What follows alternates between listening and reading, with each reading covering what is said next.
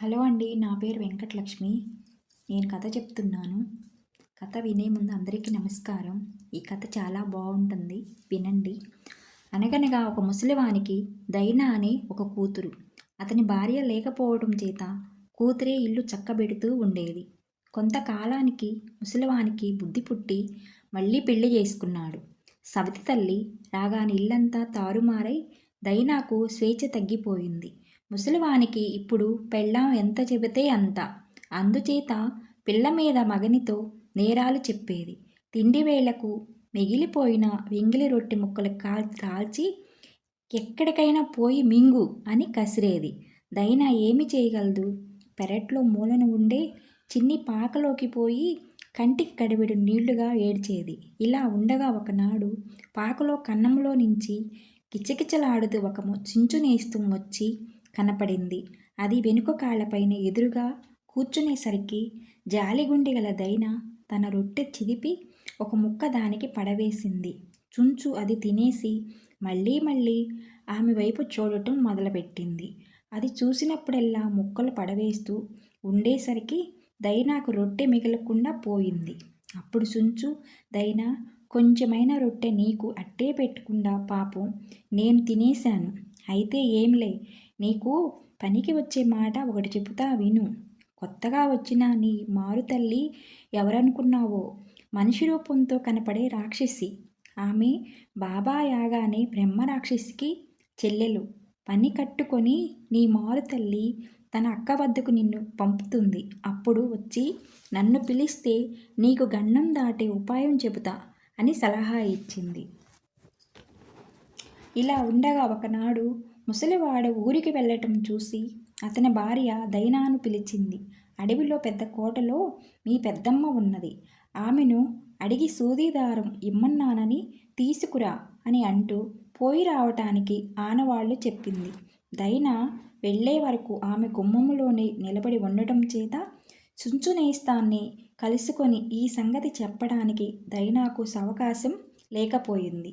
చాలా దూరం నడిచి దైనా ఒక పడిపోయిన చెట్టు చేరుకునేసరికి కిచకిచలాడుతూ చుంచునేస్తం ఎదురుగా వచ్చి, దైనా, నీకు వచ్చిన భయమేం లేదు. దారిలో దొరికిన వస్తువు ఏదైనా సరే మంచిదని తోస్తే తీసి జాగ్రత్తగా పెట్టు, నీకు మేలు కలుగుతుంది అని చెప్పి మాయమైంది. ముందుగా దైనాకు ఒక కొత్త జేబురుమాలు దొరికింది. దానిని ఆమె చేత పుచ్చుకున్నది.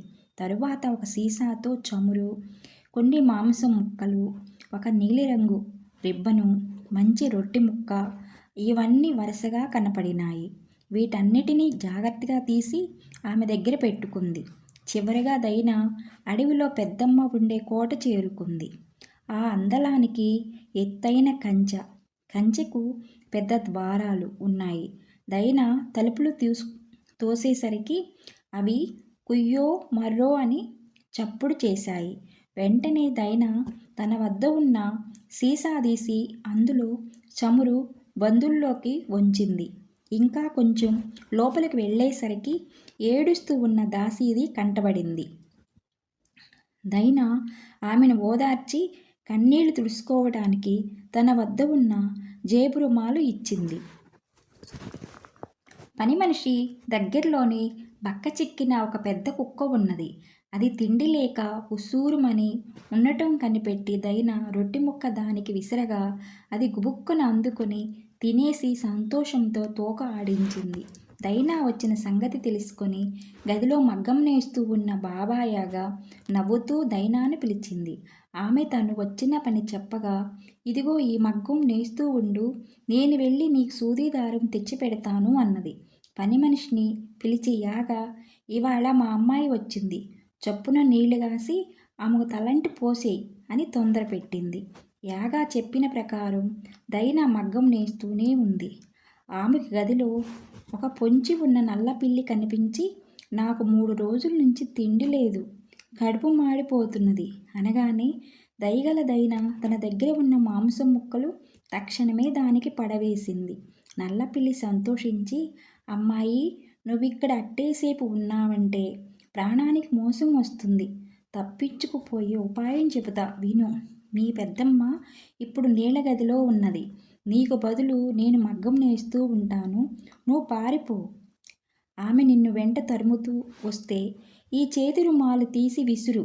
ఆ తరువాత కూడా ఇంకా తరుముకు వస్తే ఈ పువ్వు తీసి విసురు. నీకు మేలు కలుగుతుంది అని చెప్పి ఒక జేబు రుమాలు, పువ్వు ఇచ్చి పంపింది. ఆ ప్రకారమే దైన వచ్చిన దోవనే మళ్ళీ పారిపోవటం మొదలుపెట్టింది.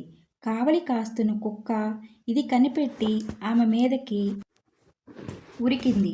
కానీ తీరా మనిషిని చూశాక, ఓహో, ఈమె నాకు రొట్టె ముక్క ఇచ్చిన పిల్లలాగుంది, చాలా దయగలది అని అనుకొని ఏమీ అనకుండా ముడుచుకొని పడుకుంది.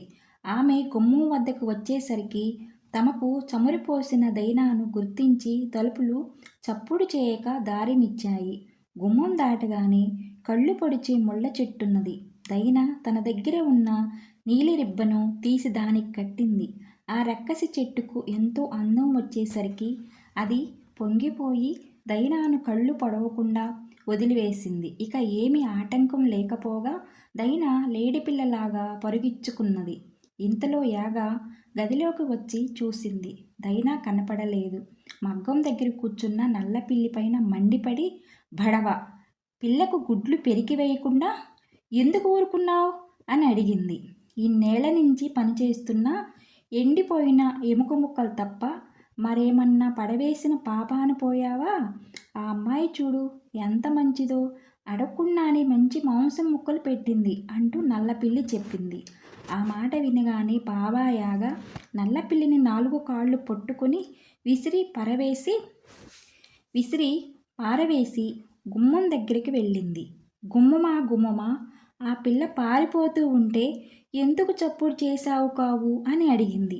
ఆమె అడిగిన దానికి గుమ్మం అన్నది, ఇన్నాళ్ళ నుంచి నీ చాకిరి చేస్తూ ఉంటే ఒక్క నీటి బుట్ట అయినా వేసి గొంతు తడిపావా? ఆ అమ్మాయి చూడు ఎంత దయగలదో, అడగకుండానే మాకు చక్కా నూనె పోసింది అని. తరువాత పెద్ద కుక్క ఆ పిల్లపైన ఉరికి ముక్కలు చేయకుండా ఎందుకు ఊరుకున్నావు అని యాగ కుక్కని అడిగింది. ఎంతకాలం నీ కొలువు చేసినా చాలని మాడు రొట్టె ముక్కలే కదా పడవేయటం. ఆ పిల్ల చూడు అడగకుండానే పాపం ఎంత మంచి రొట్టె ఇచ్చిందో అని పెద్ద కుక్క అన్నది. రక్కసి చెట్ట, ఆ పిల్ల కళ్ళు పొడవకుండా ఎందుకు వదిలేశావు అని చెట్టును అడిగింది. ఇన్ని ఏళ్లుగా నీకు సేవ చేస్తున్నప్పటికీ ఒక్క నూలు పోగైన కట్టిన పాపాన పోయావా?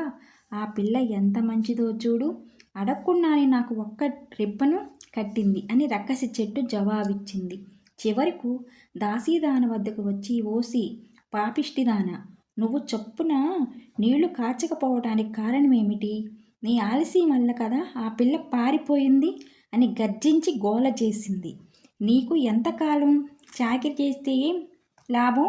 ఎప్పుడు చివాట్లు వేయటమేగా తప్ప జానుడు గుడ్డ మొక్క పడవేసిన వెరుగుదువా? జాలిగుండె గల అమ్మాయి చూడు, అడగకుండానే ఎంత అందమైన రుమాలు బహుమతిగా ఇచ్చిందో అని పని మనిషి అన్నది. ఆ అదును చూసుకొని దైన గబగబా పరిగెత్తిపోతూనే ఉంది. నల్లపిల్లి చెప్పినట్టుగా ఆమె ఒక్కసారి నేలకు చెవి ఆనిచ్చి వినేసరికి బాబాయాగా పరిగెత్తి వస్తున్న చప్పుడు వినపడింది. ధ్వని ఎంబడే యాగ ఎగేసుకు వచ్చింది. అప్పుడు దైన జేబురుమాలు తీసి నేల మీద విసిరగా అది ఒక్క పెద్ద ఏరుగా మారి దైనాకు యాగాకు మధ్య అడ్డుగా ప్రవహించింది. ఆ పెద్ద ఏరు దాటలేక యాగ దేముడా అంటూ ఇంటికి పోయి తన పశువుల మందను తోలుకు వచ్చి ఒక్క చుక్కైన మిగలకుండా ఏటిలో నీళ్లు పశువులను తాగివేయమంది. బాబా చెప్పిన ప్రకారం పశువులు ఏటిలో నీళ్లన్నీ తాగివేశాయి. నీరు ఎండిపోగానే యాగ మళ్ళీ దైనాను వెంబడించింది. దైన తన తలలో పువ్వు తీసి కిందకి విసిరేసరికి అక్కడ ఓ పెద్ద అరణ్యం తయారైంది. ఆ అరణ్యంలో ప్రవేశించటానికి బాబాయాగ వంటి బ్రహ్మరాక్షసికి సఖ్యం కాలేదు. అందుచేత కాళ్ళు ఈడ్చుకుంటూ యాగ కొంప చేరుకుంది. ఇదే సందు చూసుకొని దైన అడవులు దాటి ఇంటికి మళ్ళింది. కానీ ఇంటి లోపలికి వెళ్ళాలంటే ఆమెకు జంకు కలిగింది. అప్పుడు ఆమె తనకు అలవాటైన పాకలోకి పోయేసరికి సుంచునేస్తం నవ్వుతూ వచ్చి, దైనా, నేను చెప్పినట్టుగా నువ్వు అన్నీ బాగానే చేసుకొచ్చావు. మీ నాయన ఇప్పుడు ఇంట్లోనే ఉన్నాడు. ఇప్పటి వరకు జరిగిన సంగతులన్నీ భయపడక ఆయనతో చెప్పు అని సలహా ఇచ్చింది. జరిగిన కథ అంతా దైన తన తండ్రితో పోసుగుచ్చినట్లు చెప్పేసరికి ఆయన రెండో భార్యను మెత్తగా తరిమివేశాడు.